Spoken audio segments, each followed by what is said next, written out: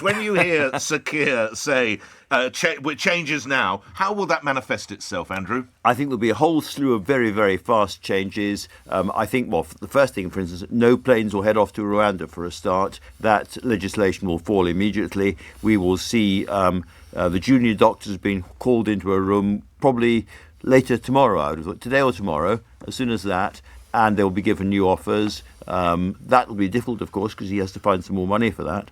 But I think right across the board there'll be a lot of change. He's shooting off within 48 hours to Washington to meet other world leaders and to be on the stage for NATO. He's got the Europeans coming over to Blenheim next week. That's going to be another really important summit. And we've got the King's speech on the 17th. So it's going to feel absolutely hectic. You've been around probably more general elections than healthy for anyone. When the poll dropped at 10 o'clock and you were co-anchoring the LBC show, how surprised were you by the scale of the Labour win? Not at all, because it was really in line with so many big MRP and other polls in the latter part of the campaign. But I think there's two stories in this campaign, Nick. There's the obvious one, which we can talk about, but there's another, as it were, giant electoral democratic heckle going on as well. So the obvious story is that Labour has been taken from a position of being flat on the floor, out for the count 4 and a bit years ago, to a position where they can actually have a big majority this time. And that, as has been said, that meant Keir Starmer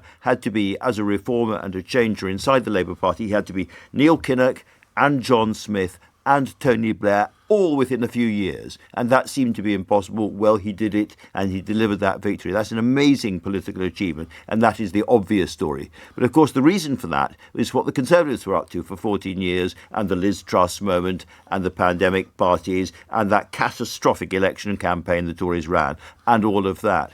And so I think I keep thinking of the notorious thing, you may recall, that Sir Hartley Shawcross, the Labour minister, said back in 1946 during a trade union bill. He said, "We are the masters now."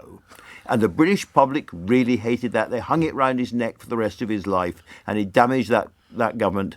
People really hate being taken for granted. So I think the second part of this is a massive kind of night of general kind of insurrection against the political class. So you get Labour politicians being taken out, quite surprisingly, by people campaigning over Gaza. Wes Streeting came quite close to losing his seat, yes, never mind Shabana Mahmood. Lots of stories like that. You get the surge of reform around the country. You get the Greens doing well here, Lib Dems doing well there. The SNP, who had been the incumbents, having an absolutely shatteringly awful night. I think everywhere the British public are looking at their political rulers and saying, we don't want more of the same. We've had it up here with a lot of you. Now, the net result of that has been to give Keir Starmer an enormous majority. But if he takes it for granted, if he fails to deliver the changes that he's promised people in their daily lives, then I think the democratic reckoning in 4 or 5 years' time will be horrendous. OK.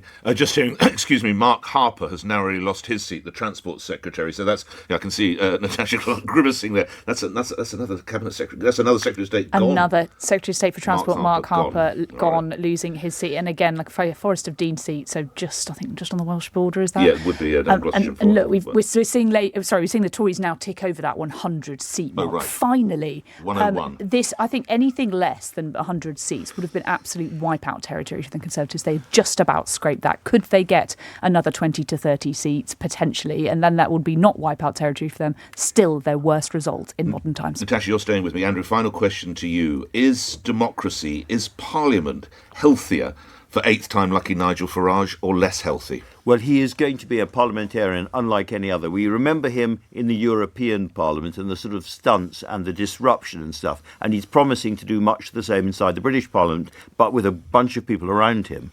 I think he is going to be a raucous, loud and constant thorn in the flesh. Great for journalists, then. Great for journalists. What about the country? Well, the country, what it'll mean, I think two things very specifically. One, I think Starmer is going to have to move faster and harder on immigration than he would otherwise do, because he's going to know that if he fails on that, there is going to be this massive, as it were, toad-like kind of megaphone, in his tweeds with his flat cap, broadcasting this failure around the country. He has to think about that the whole time. And so many of his new MPs have got reform just behind them as number 2 in their constituencies. They're going to want changes too. So that's going to change the immigration policy of the next government. And I think second thing, when it comes to Europe more generally, any sense that Starmer will move back to the customs union, move back to the single market, and there's plenty of people around him who want him to do that, he will think thrice or 4 times before he does that because of Farage and because of the threat of a reform insurgency. Andrew, thank you. Congratulations to you, Governor, for the show. You go and rest whichever part of your body thinks needs